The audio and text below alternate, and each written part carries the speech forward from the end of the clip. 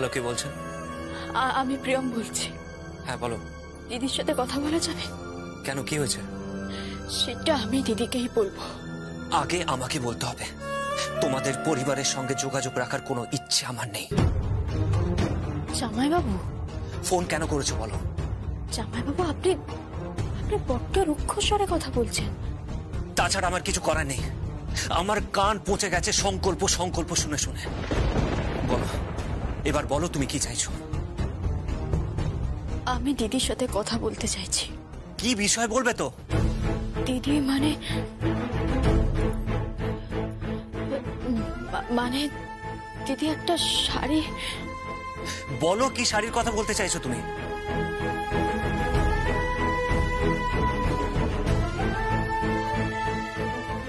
না মানে আমার শাশুড়ি মা দিদিকে একটা শাড়ি পাঠিয়েছে, দিওয়ালির গিফট। আর দিদি সেই শাড়িটা পরেছে। হ্যাঁ হ্যাঁ, তোমার দিদি সেই শাড়িটা পরেছে?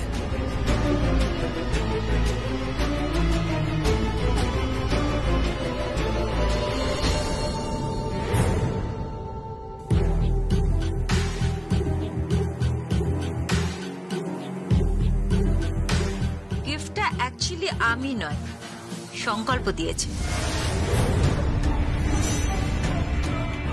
তোমার তো শাড়ি দেবার ক্ষমতা নেই, টাকা কড়ি গয়না শাড়ি এসব দেবার সামর্থ্য তোমার নেই।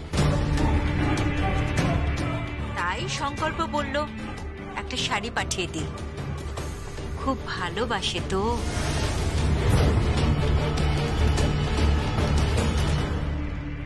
ফোনটা দিন। কি করছেন কি আপনি? হ্যাঁ, কার ঘরে আগুন লাগাবেন? আমার ঘরে নাকি আমার দিদির ঘরে? হ্যাঁ, ফোনটা দিন। আমার সঙ্গে উঁচু গলায় কথা বলবে না।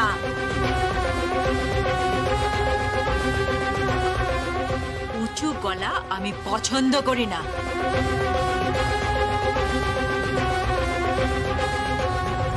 জিলাম, জিলাম, জিলাম। কি হয়েছে কি?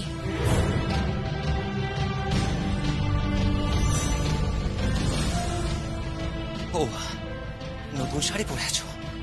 নতুন শাড়ি পরে আছো তুমি? এই শাড়িটা তোমাকে সংকল্প পাঠিয়েছে? সংকল্প পাঠিয়েছে মানে? হ্যাঁ, সংকল্প ব্যানার্জি পছন্দ করেছে, আর সেই শাড়িটা তোমাকে শালঙ্কারা ব্যানার্জি পাঠিয়েছে। সেই শাড়িটা পরেছো তুমি। এত কিসের লোভ তোমার ছিলাম? এত কিসের লোভ? তোমার স্বামী তোমাকে শাড়ি গয়না গিফট করতে পারে না বলে আমি তো বলেছি তোমাকে দেব। কত চাই তোমার? কত শাড়ি চাই তোমার? আমি তোমাকে শোরুম গিফট করে দেবো। আমি তোমাকে টাকায় ভরিয়ে দেবো। বলো বলো, এত কিসের লোভ তোমার? এত কিসের লোভ বলো? এই শাড়িটা আমাকে সংকল্প ব্যানার্জি দেয়নি। এই শাড়িটা আমাকে শালঙ্কারা ব্যানার্জিও দেয়নি। এই শাড়িটা আমাকে দিদি দিয়েছে।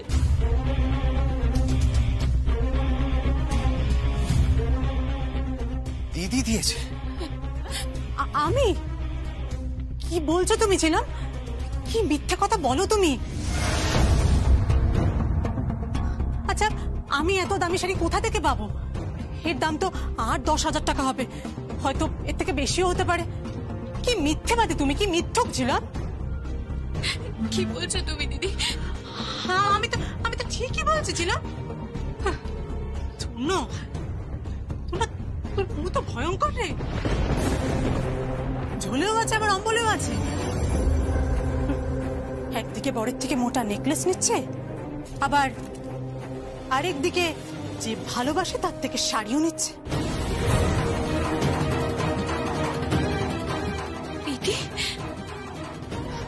ঝিলাম, তুমি কিছু মনে করো না। আসলে কি বলো তো, আমার না এত লোভ নেই, জানো তো, এত লোভ নেই আমার। তবে তোমার মুখ দেখলেও বোঝা যায় না। এরকম মেয়ে বাবা আমি আগে কোনোদিনও দেখিনি, আগে দেখিনি।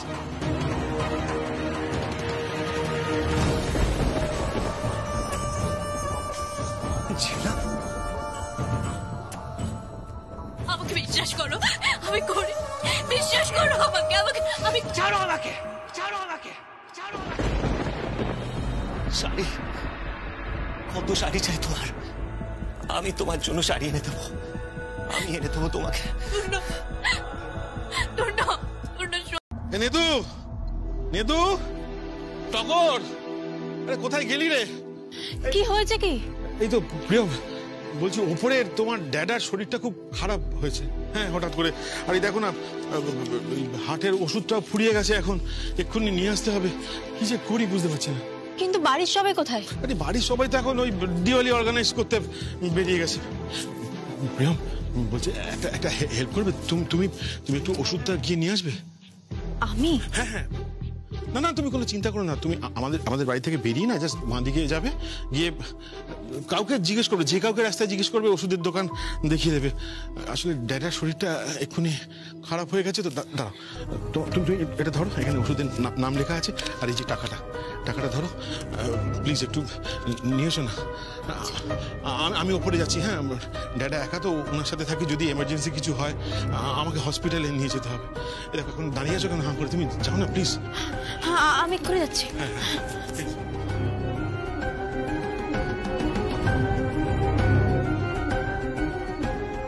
ওপরে তোমার ড্যাডা এখন বহাল তবিয়াতে আছেন প্রিয়ম।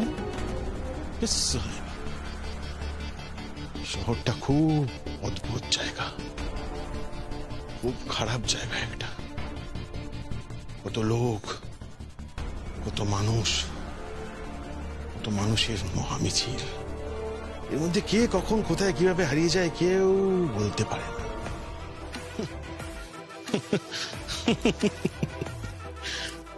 তোকে কেউ চায় না এই বাড়িতে, সংকল্প তোকে চায় না, শালঙ্করা ব্যানার্জিও তোকে চায় না, আর আমি কুশ মুখার্জিও তোকে চাই না।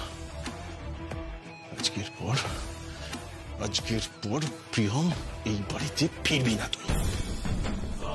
এই বাড়ির বউ কখনো এই বাড়িতে ফিরবে না, কখনোই না।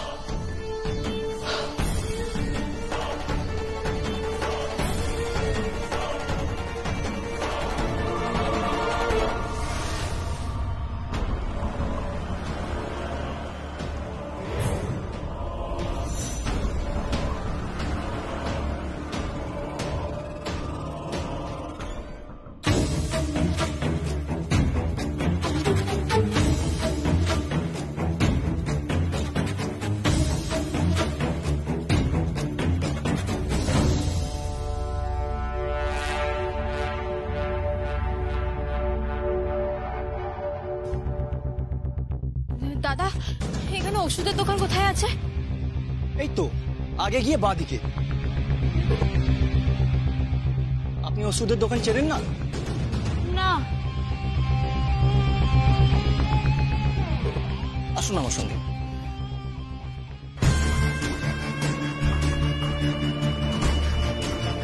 কত দূর ওষুধের দোকান? এই তো সামনে বাঁদিকে, আসুন আসুন আসুন। এই তো আগে গিয়ে বাঁদিকে, আসুন আসুন।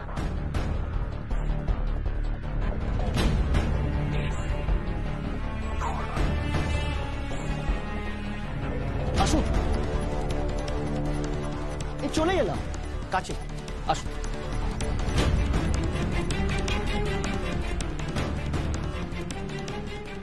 আমি আপনাকে ওষুধের দোকানের কথা বলছি।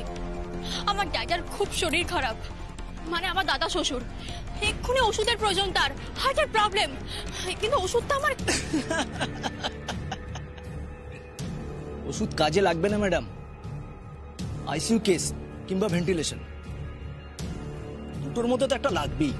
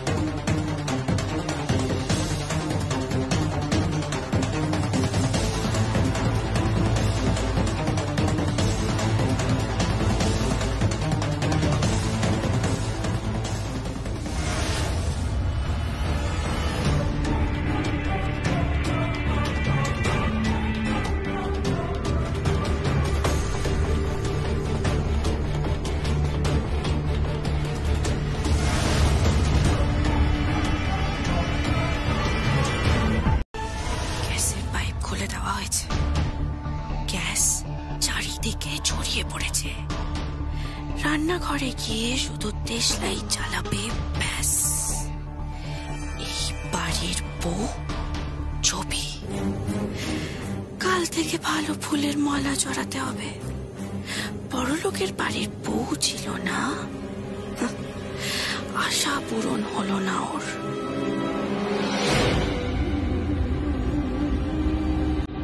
ভাইয়া হ্যাঁ ভাইয়া আমার গিফট দে।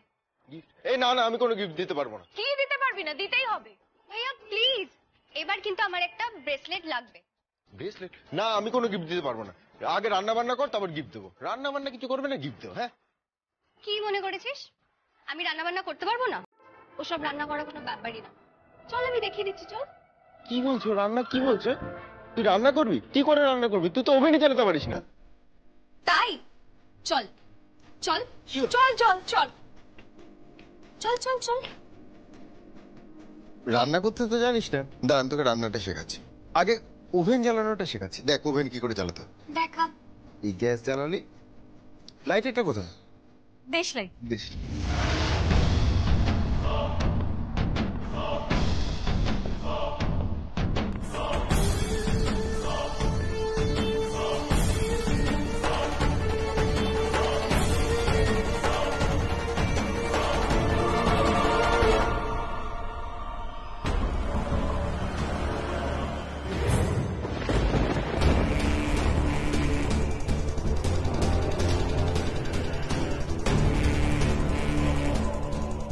রান্নাঘরে গিয়ে শুধু দেশলাই জ্বালাবে, ব্যাস।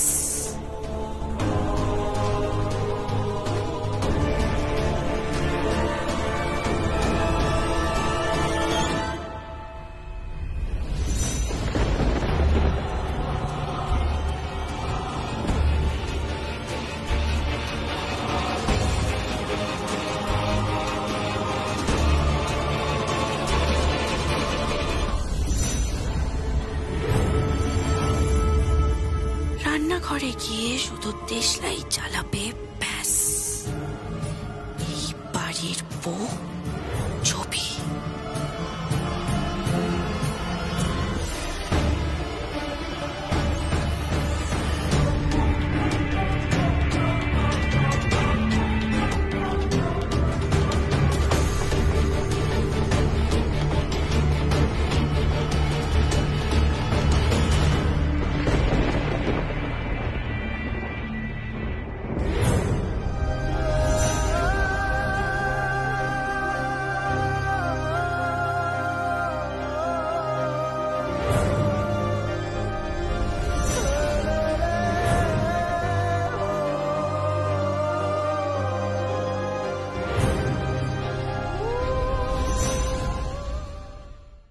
কি হচ্ছে কি এসব?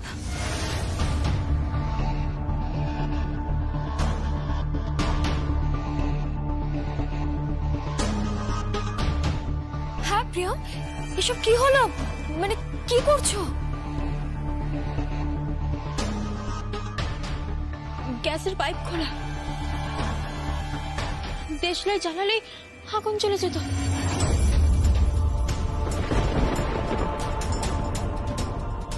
আরে এক্ষুনি উনি শেষ হয়ে যেতেন। জানলা খুলে দাও, জানলাগুলো খুলে দাও।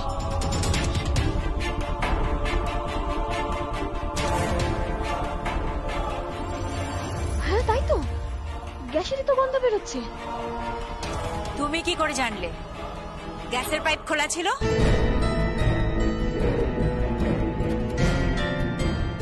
এই প্রিয়ম, চুপ করে আছো কেন? উত্তর দাও।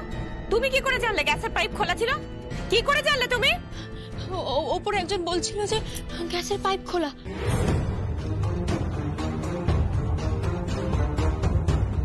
আর আগুন জ্বালালে সব সব পুড়ে যেত। এই কথাটা তুমি কি করে জানলে? আমি উপরে দাঁড়িয়ে শুনছিলাম। প্রিয়ম, ডাহা মিথ্যে কথা বলছো তুমি। না না, আমি মিথ্যে কথা বলছি না।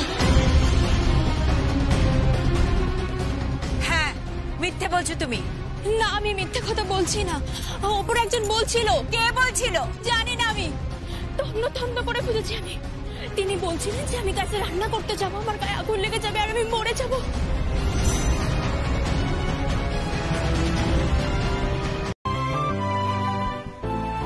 এই যে মহারানী, কোথায় বেরোনো হচ্ছে জানতে পারি কি? আমার বাপের বাড়ি যাব ফোঁটা দিতে।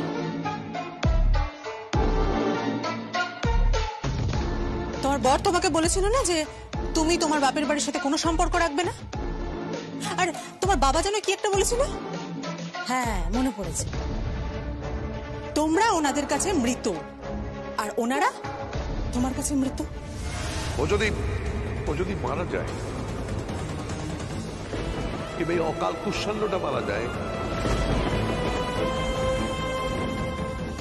কিংবা আমি যদি মারা যাই, আমরা কেউ কারু খবর দিতে যাব না,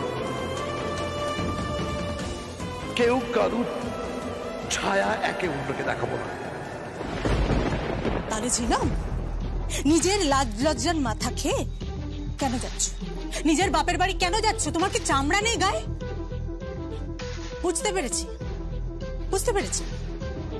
তোমার বাপের বাড়ির লোক নিশ্চয় তোমাকে ফোন করেছিল, বোধহয় জানতে পেরে গেছে যে আমার দেওর এখন অনেক টাকা ইনকাম করছে, সোনা দিচ্ছে, গাড়ি দিচ্ছে, গয়না দিচ্ছে, আরো কত কি। তাই সবাই ভালো হয়ে গেল, তাই না? এখন ভালো সম্পর্ক তৈরি করতে চাইছি, যাতে আর্থিকভাবে সাহায্য পাওয়া যায়। আর কি ভদ্রভাবে কথা বল।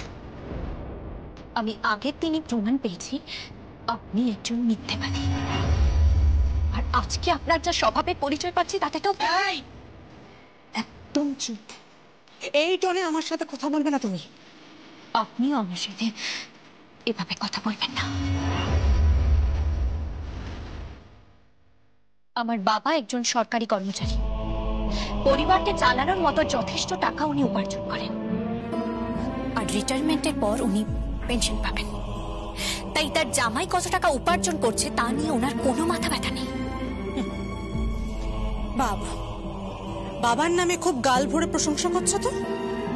সেই বাবা তো তোমার খবরও নেয় না যে তুমি বেঁচে আছো নাকি মরে গেছো।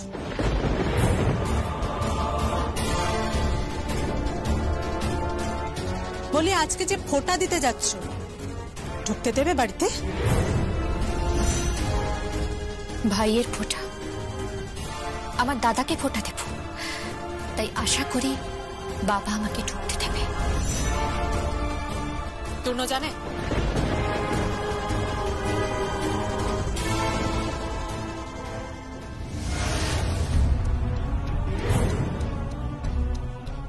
বৌদি যে প্রশ্ন করলো উত্তর দিলে না তো? না মানে আসলে তোমাকে বলা হয়নি আর কি। বলা হয়নি নাকি বলতে চাও? কি হয়েছে তোমার তনু? তুমি কেন আমার সাথে এভাবে কথা বলছো? কারণ আমি চাই না তুমি তোমার বাপের বাড়িতে যাও। আমি তোমাকে আমার মাথায় হাত রেখে দিব্যি দিয়েছিলাম যে তোমার বাপের বাড়ির লোক তোমার জন্য মৃত, আর আমার কাছেও তোমার বাপের বাড়ির লোক মৃত। তুমি যদি বিধবা হয়ে যাও, আমি যদি মরেও যাই, তুমি ওই বাড়ির চোখ কাছেও পা রাখবে না।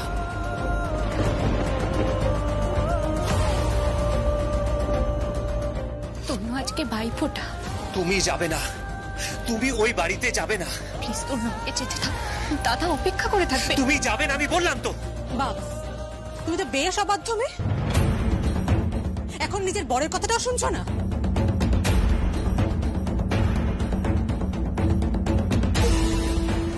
আপনি কেন এর মধ্যে ফোড়ন কাটছেন? আমাদের স্বামী স্ত্রীর মধ্যে কথা হচ্ছে। বৌদি তো ঠিকই বলছে, তুমি তোমার বাপের বাড়িতে যাবে না, দ্যাটস ফাইনাল। তনু, আমাকে যেতে দাও। এই টাকাটা ধরো, এতে 5 লাখ টাকা আছে।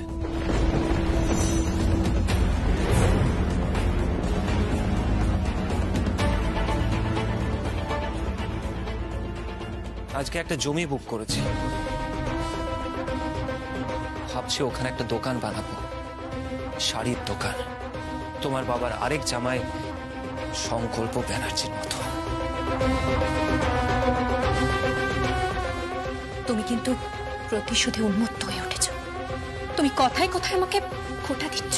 দেবই তো, কারণ যেদিন তুমি শালঙ্করা ব্যানার্জির পাঠানো শাড়ি আর সংকল্প ব্যানার্জির পছন্দ করা শাড়ি পরেছ, সেদিন থেকে তুমি আমার কাছে অনেক ছোট হয়ে গেছো। ছিলাম আমি আমার নিজের কাছে নির্দোষ, কারণ আমি কোনো অন্যায় করিনি। কারণ আমি জানতাম না ওটা সংকল্প ব্যানার্জির পছন্দ করা শালঙ্করা ব্যানার্জির পাঠানো শাড়ি। আমি তোমার নামে দিব্যি করে বলছি, তিন সত্যি করে বলছি, তুমি তবুও আমার কথা বিশ্বাস করছো না। নাও সেটা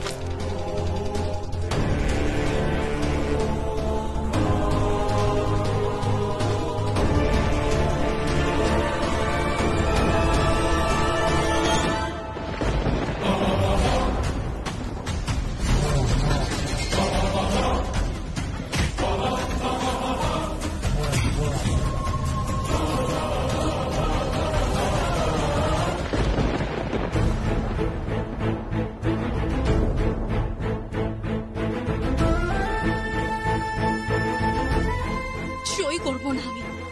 আমি সই করব না। আমি আমার স্বামীকে ছেড়ে যাব না, জীবিত থাকতে যাব না, কিছুতেই যাব না।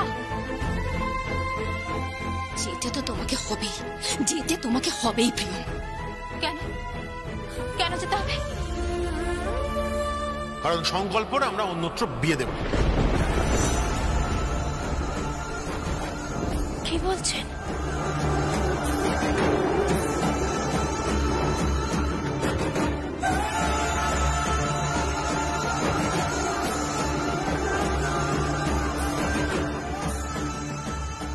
শুনুন, আপনি নাকি অন্যত্র বিয়ে করবেন, অন্য কাউকে বিয়ে করবেন। আপনি জোর করে আমাকে ডিভোর্স পেপারে সই করাচ্ছিল।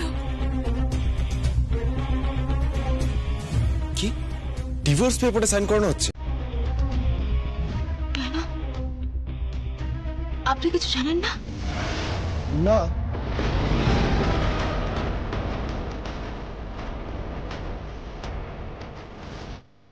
আমি জানি না, আমার বর জানে না, তাহলে আমাদের দুজনকে আলাদা করছেন কেন? শালঙ্করা ব্যানার্জির ইচ্ছে তাই। তুমি এই বাড়িতে আর থাকতে পারবে না। আমি এই বাড়িতেই থাকবো, আমাকে আপনারা তাড়াতে পারবেন না।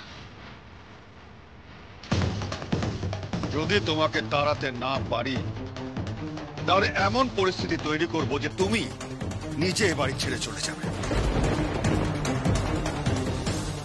আর তারপর ধুমধাম করে আমাদের বাড়ির ছেলের আবার আমরা বিয়ে দেব। আমার বাড়ির দাঁড়ে তোমার মতো দাঁড়গাকে চাই না। কথাটা মাথায় রেখো।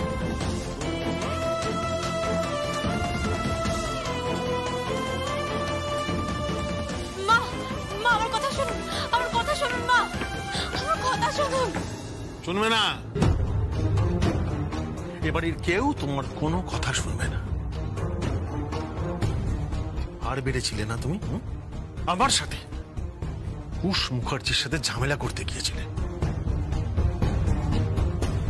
ক্ষমতা কি? হ্যাঁ, কি তোমার ক্ষমতা?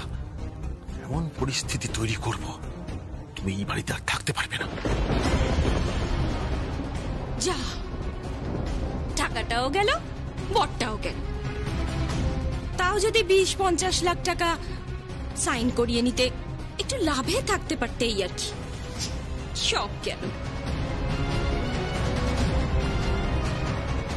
তুমি যদি বুদ্ধিমতী হও তাহলে এই বাড়ি ছেড়ে চলে যাও, চলে যাও এখান থেকে। শালঙ্করা ব্যানার্জিকে তুমি চেনো না, উনি তোমাকে এই বাড়িতে কিছুতেই থাকতে দেবে না, কিছুতেই না।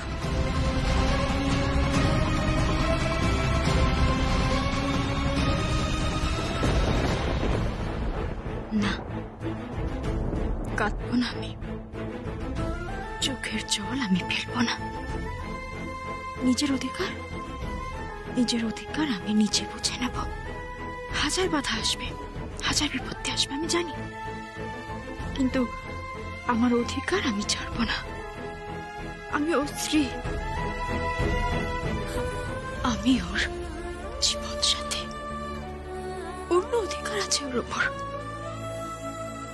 আমার পূর্ণ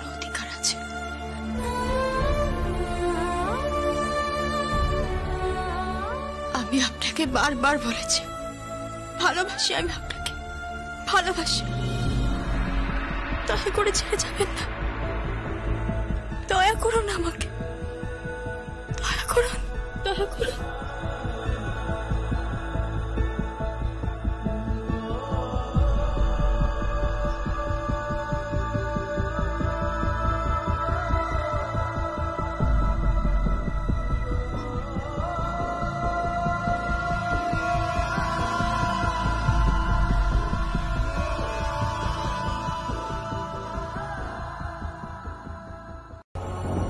আগে তো বাবার জন্য নাচ করতে ভয় পেতে, আমি তো ছিলাম তোমার নাচের একমাত্র দর্শক। Please nacho, please. আগে তো বাবার জন্য নাচ করতে ভয় পেতে, আমি তো ছিলাম তোমার নাচের একমাত্র দর্শক। প্লিজ নাচো।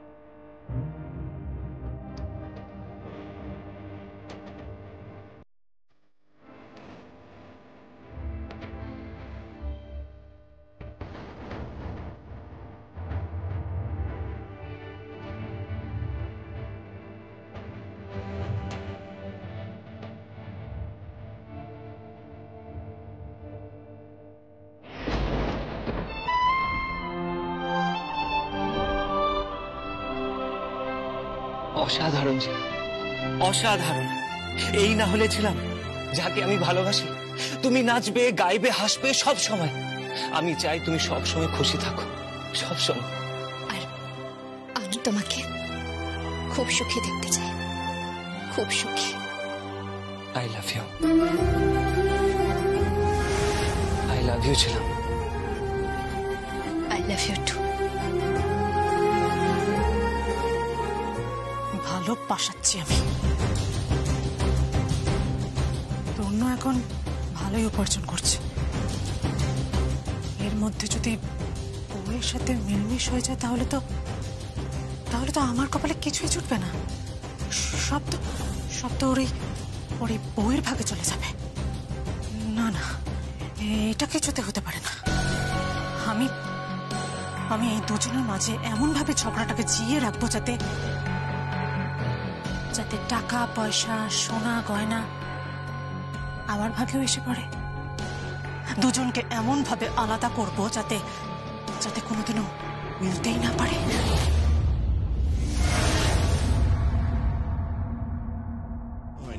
আমি যখনই সংকল্প বাইরে গেছে ব্যাগ গুছিয়ে দিচ্ছি। কেন? কারণ আমি সবচেয়ে ভালো জানি সংকল্প কি খেতে ভালোবাসে, কি পড়তে ভালোবাসে।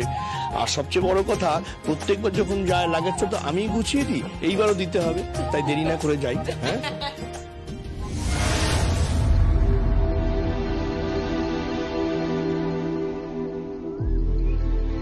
এবার আর আপনাকে লাগেজ গোছাতে হবে না।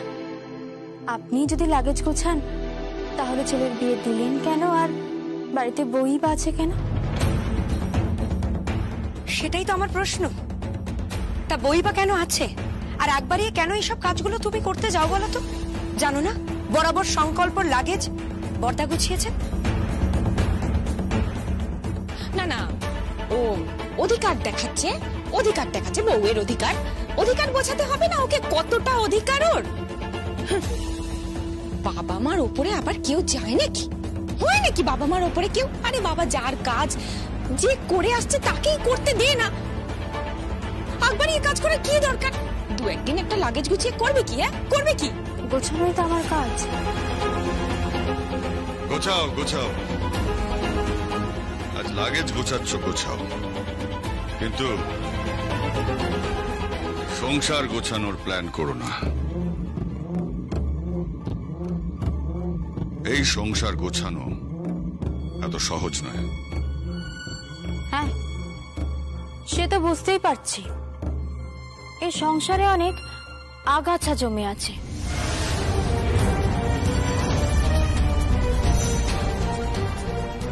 আগাছাগুলো পরিষ্কার না করলে যতই সংসার গোছাই সুন্দর হবে না। প্রিয়ম,